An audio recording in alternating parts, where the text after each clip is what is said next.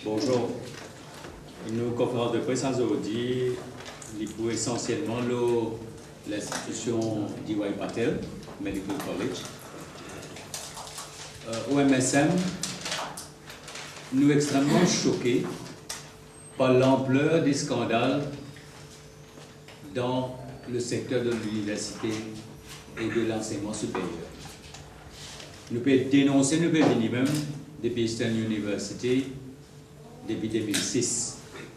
Et là, nous pouvons trouver dans une situation que plusieurs ministres impliqués, Madame Bapou, ministre de la Sécurité sociale, Dita, ministre de l'enseignement tertiaire, Lomesh Bandou, ministre de la Santé, et nous posons beaucoup de questions. Est-ce qu'il paye un conflit d'intérêts? Est-ce qu'il paye un trafic d'influence? Est-ce qu'il paye un non-respect de bonnes procédures, l'illégalité? Et après, nous pouvons poser la question, quelle ampleur ça côté business, ce qu'on appelle l'arnaque? Quand nous tenions compte que dans D.Y. Patel, par an, un étudiant médecin paye 1 million. Et à la tête de tout ça, comme d'habitude, si D.Y. Patel, une ville Maurice, récient plante-lit, gagne la code de tech, gagne la code de UTM, si nous trouvons tout ce scandale-là dans l'enseignement tertiaire et dans un secteur aussi sensible que la spécialisation en matière de médecine, que les médecins finissent pratiquer sans enregistrement Medical Council dans Jawaharlal Nehru Hospital, à la tête de tout ça, le plus grand responsable pour nous, c'est le Premier ministre lui-même. Alors, vous prenez ce dossier-là un par un. Mais l'éducation tertiaire dans le régime travailliste, comme on nous connaît, il fait un business. J'ai évalué le business de Eastern College. J'ai dit à peu près 60 millions par an sur 5 ans. D.Y. Patel fait que là, il y a 25 étudiants qui finissent payer donc 3 millions. Et ça, des étudiants, des médecins étudiants qui finalement retournent dans l'Inde parce qu'ils ont payé de sécurité, ils disent qu'ils ont payé a huge sum of money. À ce terme, nous prenons ce dossier-là un par un.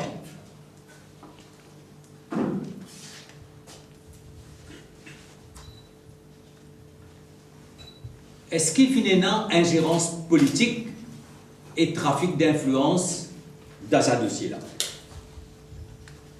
Nous prenons le cas de Raj Bapou, le mari de Madame Bapou qui est ministre de la Sécurité sociale.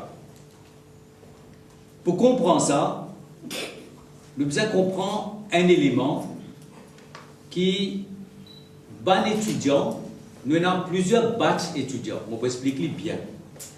Il y a un batch étudiant, à peu près 25, qui termine 3 ans de spécialisation, qui peut attendre d'être reconnu comme spécialiste. Là, et je peux demander Medical Council reconnaître comme tel. Ça, c'est un batch qui peut attendre. Un deuxième batch, il compense à 2 médecins qui viennent sortir l'Inde qui reconnaissent par le Medical Council de l'Inde. Et quand je viens venir ici, vous êtes capable de faire un clinical training, l'hôpital Jawaharlal Nehru, tu besoin de register auprès du Medical Council de Maurice. Comment la loi est changée pour que vous registrez au niveau du Medical Council de l'île Maurice, il faudrait qu'il compose un examen. Or, ça l'examen-là faire tous les 6 mois. Donc, ça, des médecins-là, ils trouvent dans une situation, espèce comme un vide. Et pendant cette situation, quand je n'ai pas enregistré dans le Medical Council, je ne passe pas l'examen-là, je finis pratiquer à l'hôpital Jawaharlal Nehru. Quand ça des étudiants réalisé qu'au fait, je peux enregistrer à Maurice et que le DY Patil College n'est pas reconnu dans l'Inde, les gens ont réalisé qu'ils jamais je peux gagner un certificat à Maurice comme spécialiste qui pourrait reconnaître par le Medical Council de l'Inde. C'est à ce moment-là qu'ils ont engagé Raj Bapu. Et Raj Bapu est là qui dit, maybe tonight my wife will tell me about the minister, and so on. They are doing something. Let us see whether they are going to get the exemption. Ça veut dire là, ce qu'il peut dire, que Madame Bapu peut cause avec un ministre pour lever sa exemption là, pour être capable de register auprès du Medical Council. Alors, qui rôle Madame Bapu là? Qui rôle Madame Bapu? Et quand il dit, she is talking to the minister. Qui ministre peut causer là? Ministre d'État, ministre de la Santé.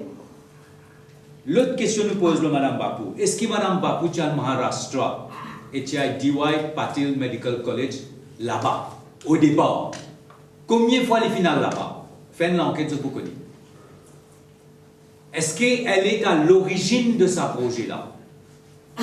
Et Raj Bapu, quand il dit that tonight my wife will tell me about the minister, ça veut dire qu'il quelque part, il peut dire que Madame Bapu fin contacter d'autres ministres à propos des exemptions de ce étudiant-là pour qu'ils soient capables, reconnus par Medical Council, et soient capables de pratiquer en Maurice. En attendant, un médecin reconnaît une pratique l'auban patient, ce qui est extrêmement dangereux à l'hôpital sans qu'ils soient reconnus par Medical Council.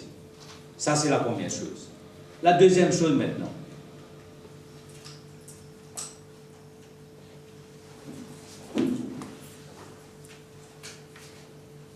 Je me pose la question, est-ce que Mme Bapu tient le DY Patil University Medical College avant? Combien de fois il est dans là-bas? Qui rôle il joue dans ce projet-là depuis le début? Et tout à l'heure, vous donner une autre information extrêmement grave et je peux comprendre qui rôle il joue dans cette information que je vous donne. Alors, on explique qui est arrivé là. Les étudiants là, donc, il a arrivé Raj Bapu et Raj Bapu dit que Mme Bapu peut intervenir auprès des autres ministres pour faire autres gain exemption. Quand on a avec le directeur de l'institution, il dit comme ça, j'ai besoin de réaliser combien de difficultés nous réussissons dans l'hôpital Jawaharlal Nehru pour faire notre clinical training. And we have had to make them happy. Ça veut dire, quelque part, là, nous posons la question, est-ce qu'il finit la corruption de DY Patil auprès de l'hôpital pour que ça va un médecin qui ne pas reconnaître de Medical Council, soit capable de pratiquer auprès de mon patient qui ne pas comprendre rien, qui ne pas connaître rien. Qui rôle le ministère de la Santé maintenant là-dedans? Alors, la deuxième question, est-ce qu'il finit un acte de corruption quand il dit we have had to make them happy? How do you make them happy? Il dit reste tranquille. Au fait, ce qu'il peut dire, reste tranquille. Madame Bapu peut intervenir auprès des autres ministres pour gagner exemption. Et ici, en attendant, le directeur de l'hôpital peut accepter qu'il se fait tranquille, mais qu'il n'a pas à se faire. Et c'est ça qui, ben, étudiant-là, finit dénoncer. Et pour votre propre sécurité, surtout si nous prenons le cas de Madame Austin, je dis comme ça, je suis dans l'Inde, et hier, je finis envoyer une lettre et une vidéo, que je dis comme ça, je n'ai pas pu faire une allégation à la légère, et qui est une preuve, tout ce qui se peut avancer, comment je dis, they want the truth to be known.